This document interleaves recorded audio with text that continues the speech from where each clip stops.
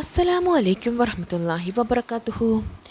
ഈമാൻ കാര്യങ്ങളിൽ ഒന്നാമത്തേതായ അള്ളാഹുവിലുള്ള വിശ്വാസത്തെക്കുറിച്ചാണ് ഈ വീഡിയോയിലൂടെ പറയാൻ പോകുന്നത്.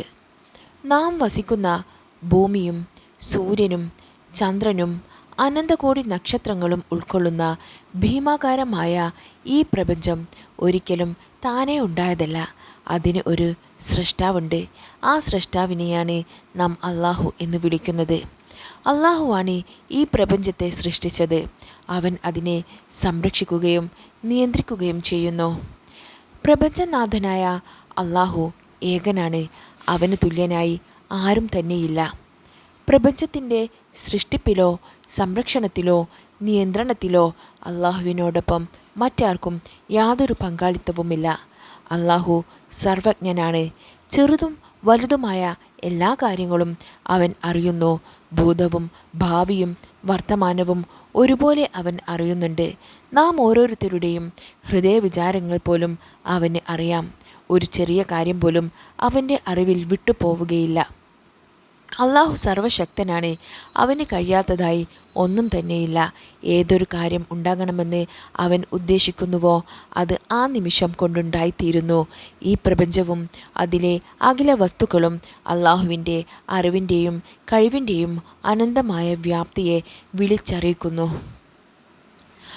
അള്ളാഹു അതുല്യനാണ്. സത്തയിലോ ഗുണങ്ങളിലോ പ്രവർത്തനങ്ങളിലോ അള്ളാഹുവിന് തുല്യനായി ആരും തന്നെയില്ല. സർവ്വലോകങ്ങളുടെ യജമാനനും നാഥനുമാണ് അള്ളാഹു. നാം അവൻ്റെ സൃഷ്ടികളും ദാസന്മാരുമാണ്. അതിനാൽ നാം അള്ളാഹുവിനെ മാത്രമേ ആരാധിക്കാൻ പാടുള്ളൂ. അള്ളാഹുവിനോട് മാത്രമേ പ്രാർത്ഥിക്കാൻ പാടുള്ളൂ. മറ്റാരെയും ആരാധിക്കാനോ മറ്റാരോടും പ്രാർത്ഥിക്കാനോ പാടില്ല. ഈ സിദ്ധാന്തത്തിനാണ് തൗഹീദ് എന്ന് പറയുന്നത്. അത് പ്രബോധനം ചെയ്യാനാണ് ഒട്ടേറെ നബിമാർ ഇവിടെ ആഗതരായത്. ഒട്ടേറെ വേദഗ്രന്ഥങ്ങൾ ഇവിടെ അവതരിച്ചു. അതിനാൽ തൗഹീദ് മുറുകെ പിടിച്ച് ജീവിക്കാൻ നാം ഓരോരുത്തരും ശ്രമിക്കണം. അതിലാണ് നമ്മുടെ വിജയവും മോക്ഷവും കുടികൊള്ളുന്നത്. സ്വന്തം ശരീരത്തിൻ്റെ ബാഹ്യവും ആന്തരികവുമായ പ്രവർത്തനങ്ങളെയും സ്ഥിതിവിശേഷങ്ങളെയും കുറിച്ച് ചിന്തിച്ചാൽ തന്നെ അള്ളാഹുവിൻ്റെ അസ്തിത്വത്തെയും വിശേഷ ഗുണങ്ങളെയും കുറിച്ചുള്ള അറിവും ദൃഢമായ വിശ്വാസവും നമുക്ക് ലഭിക്കും.